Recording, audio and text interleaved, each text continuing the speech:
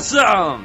Magandang araw mga kapatid! Bago ang lahat, huwag kalimutang i-like, i-share at i-subscribe ang Boses ng Bayan para sa mas marami pang makabuluhang talakayan.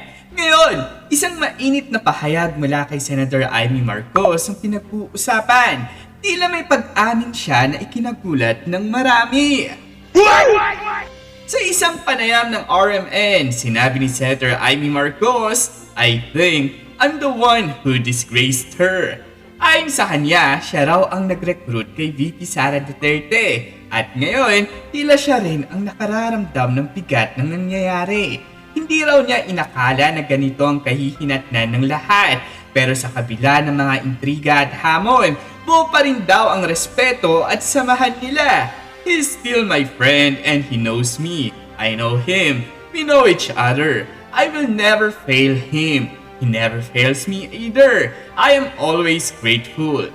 Napakabigat nga ng mga salitang ito. Ito ba'y pag-amin ng pagkukulang, pagtatanggol sa isang kaibigan, o palatandaan ng isang posibleng bitak sa loob ng alyansa? Sa gitna nga ng mga usapin ng impeachment, political persecution at pamumulitika, lalong lumalalim ang konteksto ng mga ganitong pahayag mula sa mga nasa loob ng kapangyarihan. Ayon pa nga mismo sa mga ulat na kumakalat ngayon sa mundo ng social media, Senator Amy to VP Sara, palagay ko, ako ang nagpahamak sa kanya. Ayon nga mismo sa post ng DXDC 621 RMN Davao, Senator Amy to VP Sara, "I think I'm the one who disgraced her." Senator Amy Marcos believes that she already contributed to the affair of Vice President Sara Duterte because she is the one who recruited it.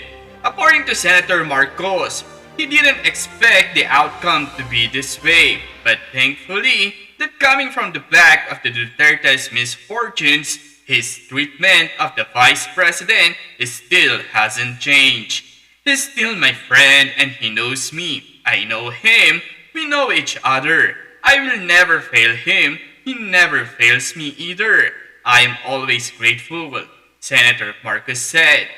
At ayon pa mismo sa mga komento ng mga ilang netizens sa isyung ito, habang nakaupo ang presidente, hindi siya pwede kasuhan. Di rin may impeach dahil si tambang speaker at chisang Senate President ang nakaupo. Gustuhin man ni Amy, di talaga uubra. Balik sa drama si Amy para makuha ang boto. Asan ka ba yung panahon na nilalakad ang impeachment ni VP?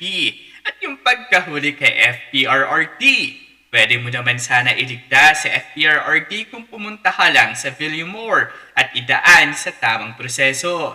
Ngayon, ramdam mo ang galit ng tao at ramdam mo matatalo ka na, kaya balik ka sa mga Duterte. Be a wiser voter this time! Sabi pa nga ni Vice President Sara Duterte on entering into another alliance with the Marcoses, "Never again." Anong masasabi ninyo mga kapatid? Ito na ba ang simula ng pagkakawatak-watak sa hanay ng mga dating magkakampi? I-comment ang inyong saloobin sa ibaba. At muli, huwag kalimutang i-like at i-share at i-subscribe ang Boses ng Bayan. Dito sa atin, boses mo, may saysay.